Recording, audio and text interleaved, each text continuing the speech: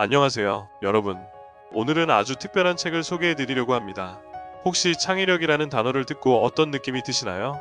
왠지 창의력은 타고 태어난 사람들만 가질 수 있는 특별한 능력 같기도 하고, 우리 일상과는 조금 거리가 먼 것 같기도 하죠.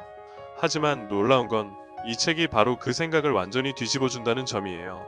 제목부터 마음을 사로잡는 창의적 자신감 혁신을 이끄는 창의력의 힘. 이 책은 IDEO의 창립자 톰 켈리와 데이비드 켈리가 함께 쓴 책으로 그들의 경험과 철학이 그대로 녹아들어 있는 아주 특별한 작품입니다. 이 책의 목적은 간단해요. 우리 모두 안에 잠들어 있는 창의력을 깨우고 그것을 바탕으로 뭔가 놀랍고 새롭고 의미 있는 일을 해낼 수 있다는 자신감을 불러일으키는 거예요. 책은 독특한 이야기로 시작됩니다. 저자들이 창의력을 이야기하며 정말 설득력 있게 우리에게 와닿는 경험들을 차근차근 설명하는데요. IDEO라는 디자인 컨설팅 회사의 사례만 봐도 얼마나 재밌고 신선한 접근법을 택했는지를 알 수 있어요. 우리가 익히 들어 알고 있는 다양한 제품들, 예를 들면 애플의 처음 아이폰 개발에도 영향을 준 UX 디자인, 또는 병원의 어린이 환자를 위한 MRI 기계가 훨씬 덜 위협적으로 느껴지게 바꾼 프로젝트 등이 IDEO 팀의 아이디어에서 나왔다는 건 유명한 이야기죠. 그리고 그 중심에는 창의적 자신감이라는 개념이 자리 잡고 있었다는 것인데요. 책에서 소개하는 중심 이야기는 우리가 왜 창의력을 발휘하지 못하게 되는지에 대한 문제 제기에서 시작됩니다. 저자들은 사람들이 스스로 나는 창의적이지 않다는 생각에 갇혀버렸을 때 그것이 어떻게 무의식적으로 우리의 가능성을 제한하게 되는지를 보여줍니다. 그리고 이런 자기 한계를 넘어서려면 무엇이 필요할까요? 바로 실패를 두려워하지 않고 좋은 실패를 경험하며 배우는 자세가 중요하다는 것이 이 책의 핵심 메시지 중 하나입니다. 특히 IDEO에서는 FAIL 오펀 투 석시드 순화라는 말이 자주 사용된다고 하는데요. 이 문구는 실패가 곧 배움의 연장선이고 더 나은 길로 이끄는 과정이라는 믿음을 잘 나타내고 있어요. 그리고 스토리가 전개되며 저자들은 창의적 자신감을 높이기 위한 다양한 방법들을 제시합니다. 책에서는 창의력은 누구에게나 있다는 확신을 기반으로 출발해요.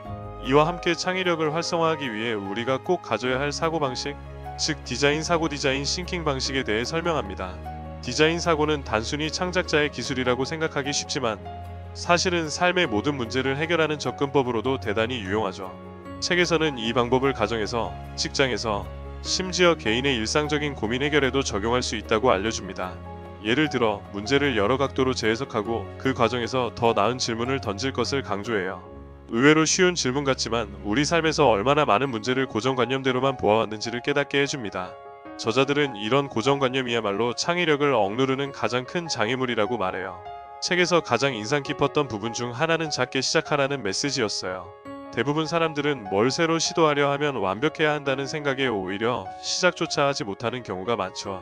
하지만 작은 시도, 작은 성공, 심지어 작은 실패가 모여 진정한 혁신을 만들어간다는 겁니다. 꼭 큰 프로젝트가 아니더라도 일상에서 아주 사소한 변화들을 통해 스스로의 창의력을 일깨울 수 있다고 강조하더라고요. 읽다 보면 나조차 미처 깨닫지 못했던 내 안의 아이디어들과 가능성을 발견하게 되는 기분이 들어서 정말 가슴이 뛰었답니다. 또 하나 기억에 남는 내용은 팀워크에서의 창의성에 대한 부분이었는데요.